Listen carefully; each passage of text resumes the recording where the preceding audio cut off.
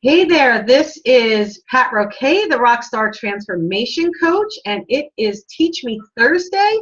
Today we are going to talk not just about making money, but about finding money, which is really, really exciting because my friend Chris Miles is a genius at helping us not just manifest more, but honestly, to really do a better job of making and keeping and becoming more prolific with the money we already have. It's about cash flow. And it's really cool because in our Rock on Success Group Mastermind, we've been going through this evolutionary process together, and we've talked about focus.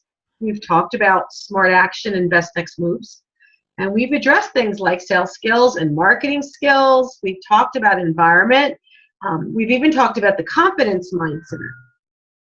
And welcome. And today we just kicked off modules talking about money mindset. So Chris, having you on board and having you share some of your incredible background and kind of helping us with our two things, money mindset would be great, and some practical tips that we can actually do to really increasing our cash flow. So I'm going to turn it over to you. Tell us a little bit about yourself for anybody who hasn't had the chance to meet you just yet. And we'll go from there. So meet Chris Miles. Hey, thanks for having me on. So yeah, I mean, my story is kind of like a lot of people's. My life went a different direction than I planned, right? You know, I mean, I went into college. I was a sociology major. I could have a triple minor in psychology, Japanese, and ballroom dancing. And I ended up, I dropped out of college. I said, hey, I'm going to take a year off because I wanted to be a business consultant. That was my ultimate gain or my own objective. But when I did that, the first business I had, I wanted real life business experience. So the first business I had was being a financial advisor. So I ended up dropping out of school completely, started doing that. And I did it for 4 years. And this is about 15 years ago when I did this, and did that for 4 years. But I realized that people weren't becoming financially free. Despite everything we taught, despite telling people to spend nothing, save everything, save forever, put it in all these crappy financial products that we put in, which basically I realized I was a salesman in a suit. After all of that, I realized like this stuff isn't working. Like I like to see evidence, and it wasn't working. And I remember even my brother-in-law, who actually owned several businesses, and he came from his father, who was a multimillionaire. His dad was a millionaire at 21. And that was after he like got off the streets. Like he was homeless. And then by 21, he was a millionaire. This is back in the 60s, right? And so a very wealthy family. I remember teaching him. I went to him as financial advisor. I thought for sure I'd knock his socks off. He'd want to invest money with me. But after I was done, he said, Chris, let me get this straight. You're saying if I give you, $10,000 just to play with, you're saying you might be able to make me 12%, right? Because back then we believed 12% was real. And I'm like, yeah, that's right. Like $1,200 a year. That's amazing. Imagine if it compounded for the next 40,000 years, you'd be rich, right? It's like, yeah, but Chris, I can take that same $10,000. I could put a down payment on a semi truck in my business, turn around, sell that truck a few months later and make $20,000 profit. So why would I invest with you? And I said, well, you should be diversified. You should put all your eggs in one basket. Besides, business is too risky. And all that kind of crap maybe you've heard too. And the thing is, he's just like, okay, well, we'll see you. And that was huge for me because it poked holes in what I believed was true, and it wasn't. And as I started to meet other people that were millionaires, some of them were like self-made millionaires in their 20s and 30s, I started to realize that they didn't just look at money differently than me as a financial advisor. They saw the exact opposite. So opposite, in fact, that I realized, I'm like, wait, if I look at evidence, these guys are doing it right, I'm doing it wrong. And if I look at all the other financial advisors, they're broke except for the commissions they keep earning off of you putting money with them. And I realized like that's just not right. That sucks. And so March of 06, I quit. I said, I'll never teach about money again. And then by July of 06, I was actually able to retire, even though I only had about $2,000 in my checking account. And when I realized it wasn't about saving up tons and tons of money, building it up and then live off the interest. It was about cash flow, about how much money is able to come in and how much money is going out. And whatever you have is the difference in between. Income here, expenses here, yay. Opposite, expenses here, income here, boo. This sucks. This is awesome, right? So we wanted cash flow. And that was everything for me. I mean, I realized like, wait, you don't need to have millions of dollars saved up to retire or to become wealthy. You just need to have cash flow coming in. And so over the years, even as I'd gone through like horrible times, like being over $1 million in debt and $16,000 in the hole each month and all that kind of stuff, I've seen the highs and I've seen the lows. It always comes back to cash flow. And I know, Pat, you're big on teaching the abundance perspective, not being in scarcity and that sort of thing. And that was the epitome for me too. That was the basis of that perspective. Because if you come from scarcity of being a spender, which is money's easy come, easy go. Whatever money you tend to make, you just tend to blow, right? And I didn't mean to sound like Dr. Seuss when I just said that. That's a spender mentality, right? You're living in fear because you have to have money keep coming in to be able to enjoy it. And a lot of times out of fear, I know spenders aren't necessarily bad because many of them became spenders because their parents were ultra savers or hoarders even. And they never enjoyed life. They never wanted to do anything. And so the kids said, I vow never to be like that. And so they go the opposite extreme and they blow money, right? And so we're not talking about that. That's scarcity. But we're not talking about being a saver, which is also scarcity. And you're taught, every piece of financial advice you're taught is about being a saver. It's about saving everything, spending nothing, saving it forever, saving it with some bank or institution and putting it away, locking it away from your own life so you can never enjoy it today. So that hopefully someday you might actually enjoy something. Basically, your entire life sucks. You have the hoard, and then hopefully you might be lucky enough to live long enough to enjoy it.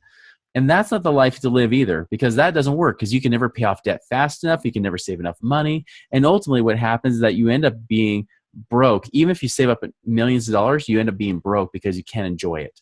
You cannot live life in scarcity. Scarcity costs you money. It does not put money back in your pocket, especially fear. Fear can never create freedom. Fear and freedom oppose each other. So you got to come from a place of abundance or being a steward.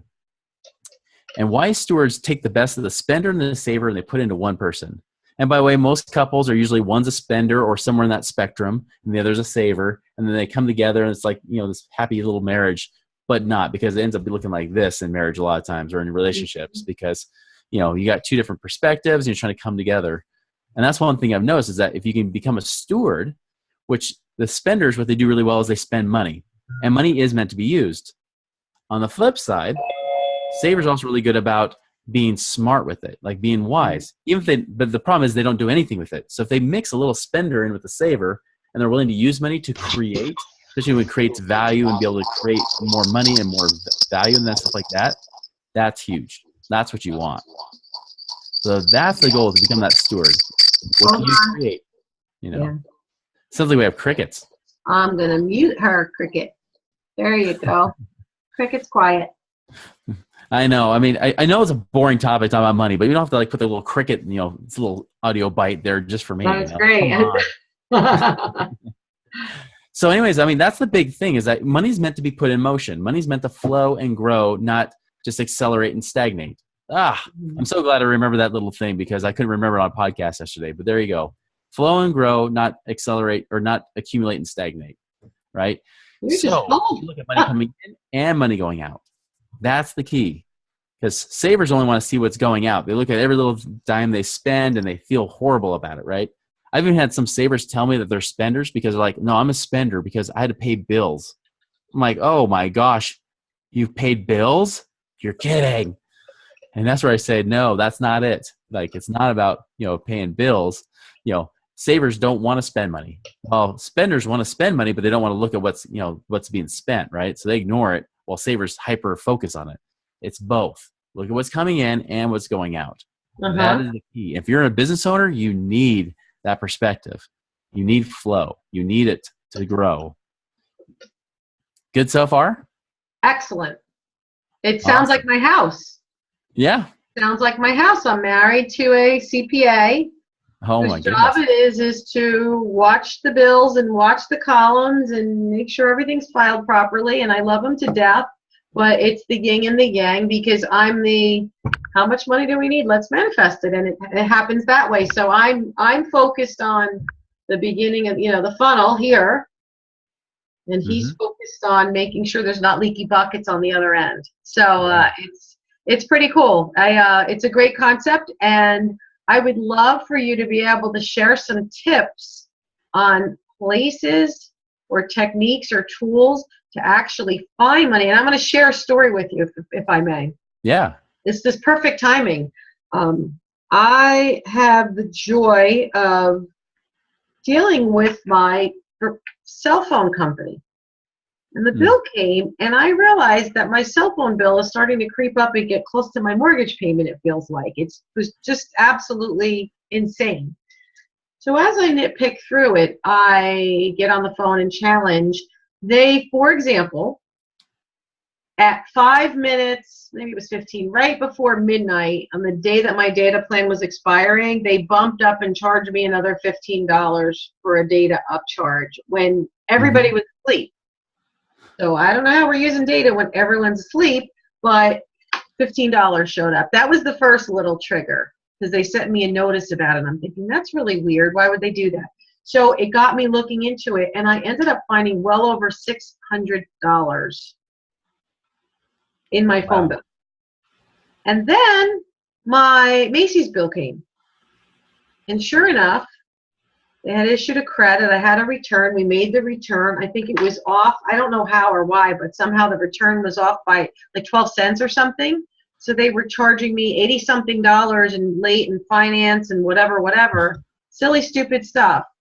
So I got them to take that off. And then there was one more. It was almost $1,000. I took 3 bills randomly and found $1,000 in one day, just as I was getting ready to book this. So I said, if I can come up with that, and I don't really know what I'm doing, I'm really excited to hear you tell me some more and share with us, for our audience, some more tips, because there's a lot of things that they want to value and invest their money on, like coaching and business development pieces, or like I'm publishing a new book, there's out-of-pocket expenses involved. So how do you find more money with the money that you have? How do you increase your cash flow? Give us a few tips.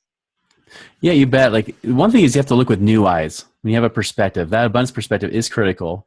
And you got to look at money as being a positive, awesome thing. I mean, even making money, like when you guys earn money in your business, it's because dollars follow value. I mean, really, the dollars you receive is it's just a receipt of service. It's a paper receipt of service that you've rendered or you promised to render, right? And so if you think about it, all good that happens in this world, all the good things you do by serving people and solving problems comes from money, right? Money is just a representation of them saying, here, I'll give you this if I can get more of this good in my life. And so when I tell people, it's like, think about that. Like, even if money is going out more than it's coming in or whatever it is, still, this is a good thing that you have this. And what you did, Pat, was just key, because the very first thing I tell people to do all the time is to start tracking their money. Because I said stewards see money coming in and going out. They see the full flow. And so you start tracking it. So in your business, for example, for just your business stuff, I recommend using QuickBooks. And I like the online version because then I can just have it all download. I don't have to like go and use check registers anymore. You remember doing that, trying to balance checkbooks? I mean, what a pain in the butt, right? And then I can go into like QuickBooks, for example, and spend a few minutes a week and get everything updated, and then I'm done. I'm like, cool, moving on.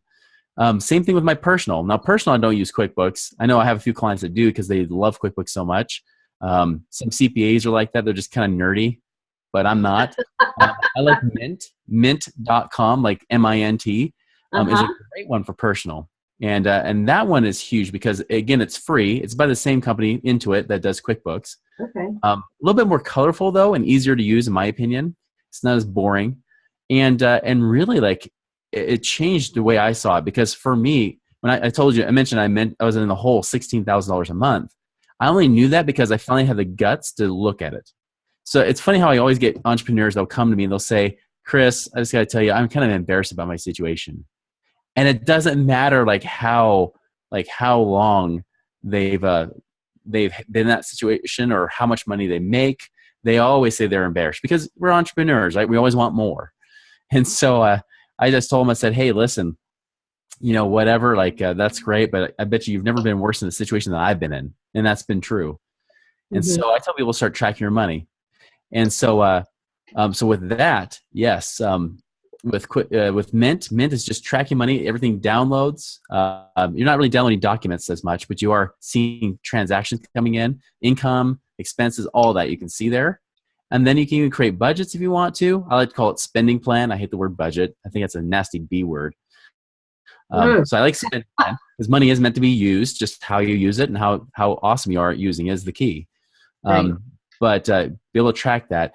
There are other programs you can use. I just like Mint as a general thing because it is simple to use and it's free. I haven't had to pay for it. There's a few other programs that people tell me about that, for example, you have to actually pay for, like spreadsheets. I don't like spreadsheets, at least not for tracking money on a regular basis because I want it to download like automatically without me thinking about it. I go and update a few things, make sure it's the right category, and voila, I know what I'm spending. So I know some people like Zero. I've heard of that as well. Like I don't have a lot of experience with that, but the key is that obviously if it works for you, use it. Yeah, I saw that, Sophia. Yeah, so if it works, use it. Absolutely. Or so. Yeah. I just like simple. I'm ambitiously lazy. I like to work hard so I can play hard, right? And do it fast. The key is you do it every week. Update those numbers every week. Worst case, every 2 weeks. But every week is good. You don't want to wait till after the end of the month because you've already missed it, right? Here's what I'll tell you. If anybody's ever told me that you're too busy to track your numbers, I guarantee as a business owner, you're losing at least $500 a month. That's what I found every time. You know, give an example. I had a graphic designer I worked with that for her, she's like, Chris, I don't have time to do all this money stuff. Can you help me just figure it out? And when we actually like looked at it, like we just actually just said, hey, let's just see where money's going. Just some little different things in her thing, anywhere from cable to food to whatever. We found an extra $1,500 a month. That's 18 grand a year. I mean, think of that kind of freedom that it buys her. She was so scattered and like just so busy because she kept trying to work, but it was just pissing down a hole basically, right? And so instead, it's like, no, like let's track it. Let's find out what's going on. The worst case, one of the few worst scenarios I've seen, one woman, she was spending $5,600 a month eating out alone, just $5,600 a month between her and her husband eating out. That's, I mean, 3 meals a day, pretty much they're going out to eat. And that was already on top of a $1,000 grocery bill every month. So I said, hey, let's make that eating out budget only $1,000 a month. I know only, right? Only $1,000 a month. And she was able to do it, freed up to $4,600. Plus we found another like 15, 20 grand in taxes. Plus we found like, you know, money with insurances and everything else. We ended up finding over 70 grand that year. And she's not even the worst one. I had a dentist in Virginia. We found 300 grand just because we checked money in his business and personal. $300,000 that year. About like whatever that is, like over 20 some odd grand a month we found just tracking money. So it's huge. It's big. You know, and the hard thing is a lot of business owners will say, hey, I'm making more money, but why don't I feel like I have more? This is probably the reason why. So this is the foundational piece. You got to start here. Other place I find money, and on average, we find like $34,000 a year with all my hundreds of clients I've worked with in the last 6 years. Other things like taxes is a big one. I find that in every situation I've had, every client I've worked with, we found at least $3,500 a year in taxes. If you don't have an accountant, probably even more than that. You know, like for example, using what's called, I always call it the box. I was going to say QuickBooks, but that's not it. Basically, like, you know, if you're doing your own accounting and stuff. TurboTax. There you go. That's the box, right? Yeah. Easy way to lose money because TurboTax, I mean, even though it's a pretty decent program, it lets you do it on your own, it doesn't get everything, especially if you're a business owner. You really want to be using an accountant. And here's the thing. Most accountants are what I call passive accountants. They're really good at, you know, doing your numbers and then telling you how much you owe on your bill. But they don't actually tell you like how to be proactive to save money right away. So if one, they're only just telling you, hey, give me your numbers, and then I tell you what you're going to pay, or if you're lucky, you get a tax return. If that's what you have, then you don't want that accountant. You also don't want accountants that will tell you if you're in business, hey, you should go get an IRA or a 401k and use that to reduce the money in your business. Because there is zero tax saving advantage for getting a 401k or an IRA, especially if you're a business owner, because you still have to pay taxes on it later. And the question is, are taxes going up or down in the future? What do you think? Right. Yeah. More likely up, right? I mean, especially where we're at historically, we're one of the lowest years in the last 102 years that the federal tax has been around. So even though we're at a historical, like in the lower portion, now we're told, hey, don't pay tax on your money now, pay on it later. Oh, okay. So I'll just pay it when it's worse. Okay, that makes sense, right? So right. I want to save tax legitimately. Or I love when accountants will tell you, oh, go buy a car or a truck this year. Well, I don't need a car or truck, or go buy equipment. They're just trying to tell you how to save money. And I'll tell you, I've had accountants, whether it's a 401k or buying a truck, whatever it is. When I've talked to accountants, well, why do you recommend that? They say, well, we don't want to lose business. And it seems like it's always about who saves them the most money. So whatever saves them this year, that's what people are focusing on. So we just tell them that, even though we know it doesn't save them any more money. That's dangerous. That's sad. It is, especially if you're a business owner. You don't want to tie up your money in like a 401k or in a truck or whatever, and then not make money with that. That's money that's taken out of your possession into somebody else's possession. Keep it in your possession instead. That's why we want that money. Yeah, no, I know. We try, one of our family goals is that we try not to get a tax check at the end. The goal is to get as close as humanly possible, because I don't want Uncle Sam floating my money. I don't overpay my taxes and then go, oh, I'm going to get a rebate check and I can go on vacation in the spring. No, we do the opposite. We pay everything that we need to pay, but we try to be as close as possible so that we control what we do with the rest of our funds, as opposed to letting it sit in the government's kitty and then feeling like Christmas rolled around in April or May when I get my check. And you earn 0% on it. Right? It's a fake joy. It's really... You gave them a 0% loan. Am I right? Yep, absolutely. You give them a 0% loan to be able to borrow your money. That's all you do. If you get a tax return, you basically overpaid your taxes. And the crazy thing is, people don't understand this in business, but they're like, yeah, but I didn't pay any taxes last year. Well, guess what? You can still get a tax return and not pay taxes. So how can we take that to the best of our advantage, right? Strategies I've had people use that are very common, that are missed. Mileage and travel is huge. A lot of times people don't realize that I like to do what I call bizcations. You know, any vacation I go on, I want to make sure I can have it as a business write-off. As long as at least half your days, like over 50% of your days, are somehow have some business activity during those days, you can write off the entire trip. Travel, lodging, food, you name it. So even with your family, that's still true. And so, for example, if somebody does real estate investing, I have some clients that start doing real estate investing to make more money and stuff, right? They can go anywhere. They can go look at a few homes that they think look cool anyways, do that maybe once in a day, and that's a one-day business activity, right? So if you have a 7-day vacation, as long as 4 of those days have some sort of business activity, you can do it. Disneyland, if you've got kids, you can say, you know what? Let's go study Disneyland for marketing purposes, because where else can you go that you're going to sit in line for 90 minutes and actually be happy about it, right? I mean, you can't even do that at the DMV for a half an hour, right? Like, they haven't figured that out yet. So how do you create that customer experience that people like? How do you use sights and smells and sounds and music and things like that to create a customer experience? Who better than go to Disneyland or Disney World, right? We're doing the opposite. So we do a lot of conference now that I do global keynote speaking. So I'm supposed to be going to Austria next year. So how about a great road trip to Austria? Wouldn't that be kind of an ideal time to layer on a little vacation, extra days? Exactly. Hang around a few extra days, and yeah, absolutely. The client's already paying for my flight, so we're not even paying out of pocket for the other person's flight, right? Yeah, that's what I did for you. Yeah, I was just speaking in New York a few weeks ago. That's exactly what I did as well. It's like, hey, sweet, let's relax, come a day early. I had to pay for it, but now I'm at least writing it off and enjoying a trip there and relaxing a little bit. So, and then when I came back, I ended up staying up in the mountains. So I ended up not even going home, stayed up in the mountains for a few days, did some business planning with my wife, and voila, we had a whole write-off on that too. And that's on top of things like doing like corporate rent. We won't even get into details of that, but you can actually pay yourself tax-free money, say in the ballpark around $15,000 a year, that you can pay yourself for the use of your home and not have to pay any tax, even though it counts as income. So that's pretty cool. That saves anyone between $3,000 and $6,000 a year. And I've had no clients that have ever done that before. And that's really easy to do, especially if you ever have a home office. So you can actually pay yourself, about $1,250, let's say 1 day a month, do that tax-free. Because if you don't go over 14 days a year, it's tax-free real estate income. So that's pretty sweet too.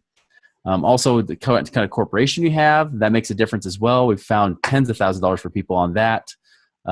Hiring your kids. I've had people hire their children. I have a chiropractic client where he's got, his 4 boys. He just has them. He actually have a cleaning company now, right? Because they actually do go and clean his office. That cleaning company, he pays each kid. He can pay up to $6,000, a little over $6,000 a year, tax-free. Now, the reason that makes a difference is because those kids are still, they've got their own expenses. You got school stuff, you got extracurriculars, you got clothes, you name it, for kids. So if you're going to have to pay for them anyways, why not have that be a write-off now? Because now you can pay them and then they pay to themselves, right? Yes, and actually it's a So good thing too, because then they can be invested in the interest of your company. Like my daughter did a lot of the admin stuff and helped me with work over the summer, and my son yeah. produced my speakers video and things like that. So it gives them some ownership, some actual skin in the game. That's right. With your success, in addition to. Yeah, it's creating a legacy and you're getting money back, right? Because that's money you would have been spending anyway, so why not get a nice little break on that?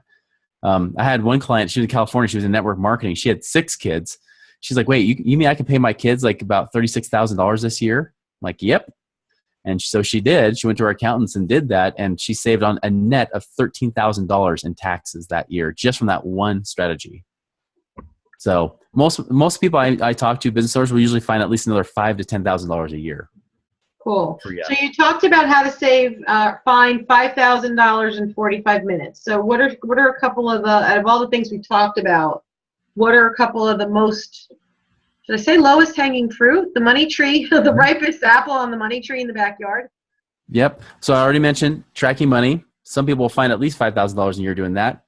Taxes, probably the things we just mentioned, you'll probably find at least $5,000 a year doing that. Insurances, don't pay for duplicate insurances or don't have like these low copays or deductibles. Look at that, see if you're about raising those deductibles, because I like having high catastrophic coverage, but I don't care about the little, $200, $100, $500 type deductibles, whether it's auto insurance, homeowners insurance, even like health insurance and things like that. You can free up money there too.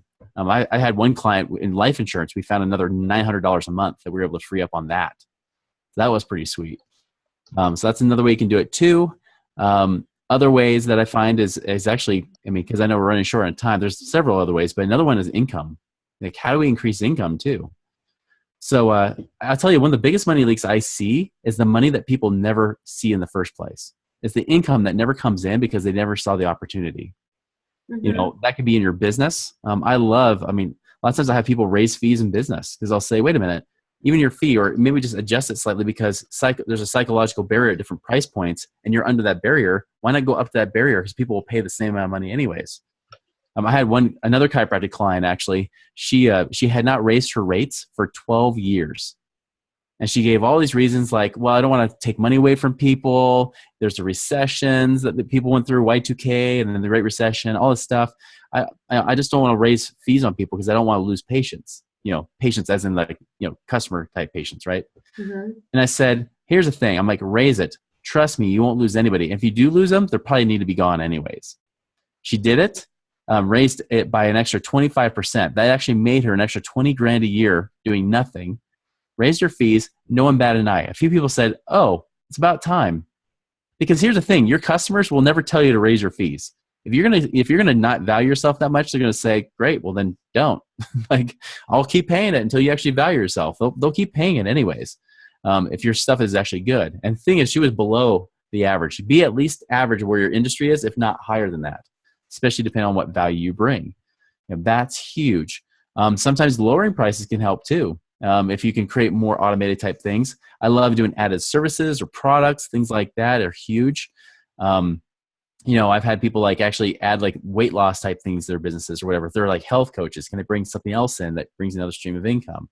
If you actually have money, for example, if you've got like retirement money, one thing I have a lot of clients doing this year is they're saying, hey, Chris, okay, I've been saving money, but it's not doing anything for me. And I'm like, cool, you got a 401k or IRA or other savings you've had. Hey, let's put that to use. Like I have one client, she just this last week closed on 4 investment properties. Those properties are going to make her net after all expenses are paid, property management and everything. She doesn't do hardly anything other than she owns a property and property managers communicate with her from time to time. She's going to make net about $1,700 to $1,800 a month. That's over $20,000 a year. And that's already on top. She's like doing some things with like money loans and things like that, where she's making another $400 a month. She's already in the first few months making over $2,200 a month. And she, we talked last week. She said, Chris, like, I'm kind of losing passion and steam for my business. And she just went through like a big life change and stuff. I said, well, that's normal when you go through life changes. Here's the thing. You don't need the money from your business now. You've got other streams of income coming in. You're good. In fact, why don't you just relax take a little break. Don't quit your business. And because she just wanted to quit it altogether. I'm like, don't quit it. Like, relax, see what you want. Like, see what you really want in life. Get Send it yourself to back. me. That's you. Get on track. Yeah. I mean, get back on track and then go Yeah. for it. Like, go for what you love. I'm like, you don't need your business. You don't need to make money. And which is, by the way, an awesome place to be. Like, that's where my goal is to get everywhere there. Is like, you work in your business because you love it, not because you have to work in it. And it's a totally different place of power you come from. And by the way, people, when you're relaxing, when you have cash flow come in and you know you don't need clients, you don't need customers, they want to work with you because you're relaxed. You don't force the conversation. You're not trying to shove it down their throats and say, I need your sale, please. Because desperation totally works, right? No, like, you come from a place of power. You say, you know what? I don't really need you as a customer or client, but you might need me. So let's see if I can serve you. And you come from that place and people want to have you, and then your sales go up anyways. And I'll tell you that I'll end with this because this is a good example. I mean, I had a guy, he was looking at assets. We're looking at doing stuff. In his case, we used an IRA to pay off some debt because he had $500,000 in his IRA and he was 62 years old, but he felt broke. His business had been declining year after year for 3 years. He's at the point where now he felt burned out. And so I said, I'm like, well, here's your biggest cash flow opportunity I can see. If we do a few little restructuring and things like this and use $100,000 of this, we can actually free up $50,000 a year with just $100,000 out of your IRA. So that's a 50% rate of return. Yeah, but Chris, how am I going to retire? Okay, you take $100,000 or $500,000 and you guarantee $50,000, over $4,000 a month freed up cash flow. If you do this, we do some restructuring, refinancing and paying off some debts, we can actually increase your cash flow by $50,000 a year. Yeah, but how am I going to retire? I'm like, come on, like, this is retirement right now, cash flow right now. And finally his wife said, she said, dear, like, come on, you still have $400,000 in the retirement account. This makes sense. Let's do it. Here's the cool thing. He did it. And within a couple months, he had freed up that $50,000 a year. So now he's paying out like over $4,000 less a month out of his pocket, right? Mm-hmm. Now imagine if you didn't have another $4,000 a month you didn't have to pay. Would you be pretty elated? Yeah, absolutely. It would feel good, right? Well, it happened to him too. So what happened is now when he started to meet with potential customers, all of a sudden they said, he just like, cool, I don't necessarily need the money. And so that kind of confidence showed through. His conversion ratios increased. So he tracked his conversions and we actually watched his numbers increase. He was closing more people. So what ended up happening is because of that, he was gaining another $1,000 to $2,000 a month in just his own personal income. So in total, he was making about $70,000 more a year between what we saved him and what he made because he was able to relax. He was able to be confident, and the passion came back into his business again. He was actually revitalized, and he loved what he did because he did a great service for people. He was just burning out because of the money. But now that wasn't a pressure anymore. It was huge.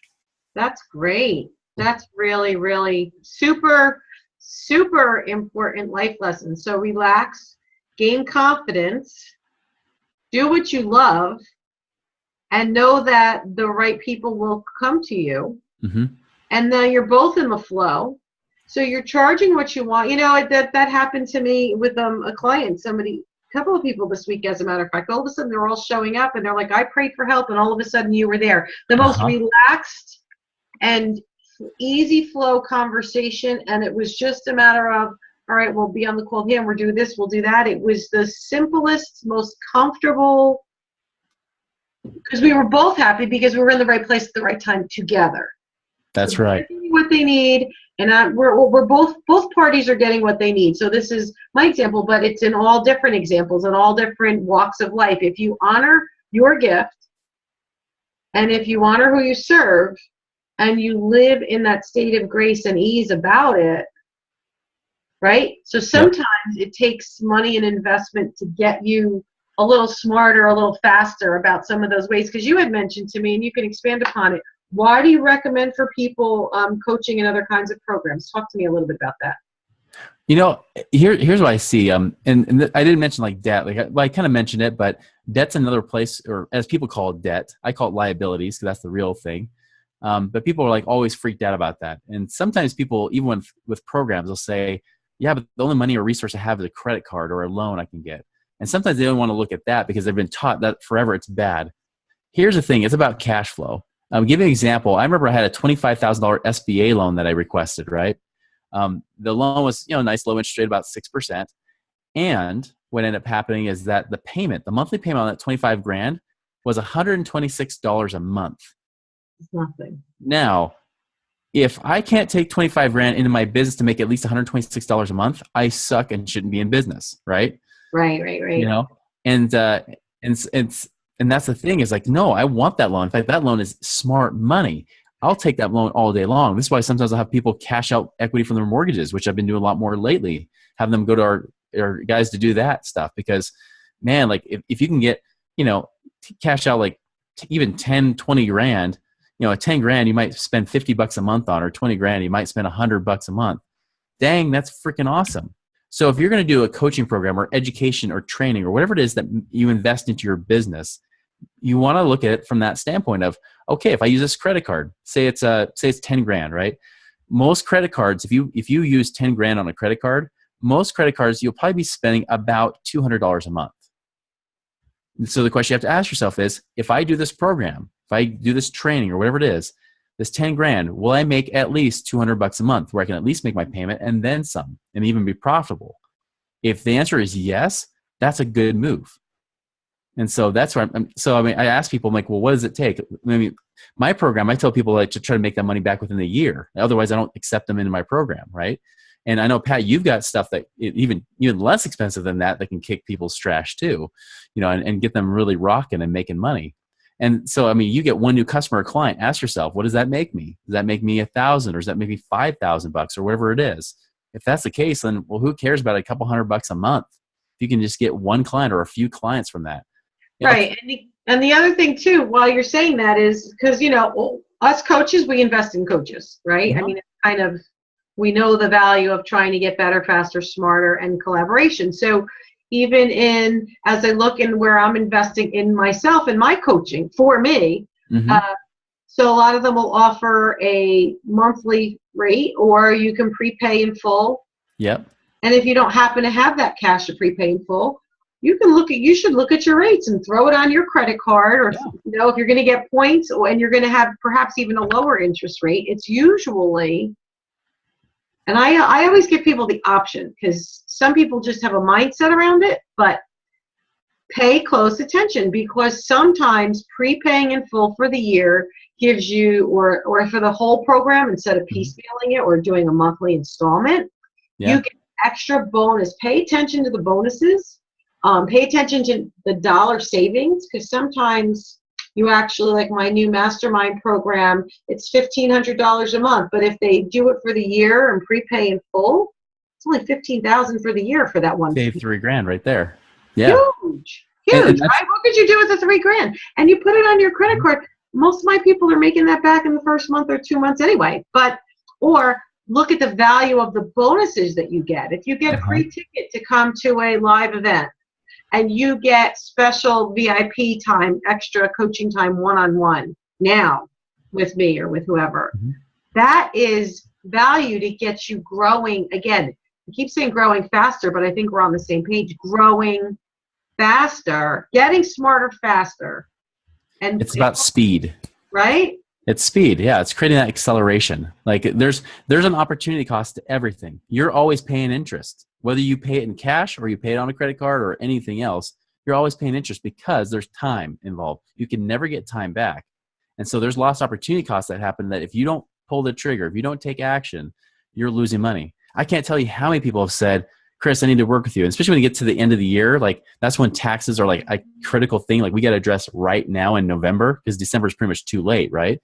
And then people are like, oh, I need to do it. And then the year goes by, then they don't do it again. I'm like, how many tens of thousands of dollars did you lose because you couldn't act, you couldn't pull the trigger, or you were just too scared to? I'm like, you've lost way more money than you ever would have, you would have ever paid me. So you've just paid, instead of the IRS, which is an awesome investment, right? So that's a thing. Like, yeah, I mean, that $3,000, like the extra there that you would pay doing a payment plan, like, and I know, Pat, like you're just like me, I do the payment plans sometimes as well. Yeah, we don't mind getting the extra $3,000. But the thing is, your interest on that credit card probably won't be nearly as much as that $3,000. Why not just pay it up front? Just do it now if you can. And even people that have the cash to pay me, we'll still recommend, maybe put on a credit card for now, spend a month, figure out if that's the right move to pay it off with something else, or just, at least get it done. Like at least we know what have it there. We keep it on the credit card because we can make more money elsewhere. Like that's the thing. Load it for 29 days and pay it even. Yeah, exactly. Like there's so many options there, and people live in so much fear with their money and scarcity. And the thing is, that is costing you way more money than actually taking action. Doing what your gut already tells you you should be doing, but you're just getting scared. Don't let that stop you. Like, do what you know will help you and your business grow so that you can become a better steward and you can impact and bless more people's lives. Because that's what it's really about, is how many lives can you bless? And the more money you have, the more lives you can bless. Amen. And on that note, that was a great saying. The more money you have, the more lives you can bless. I'm going to make a post about that for you. I know. I should make a meme out of that, huh?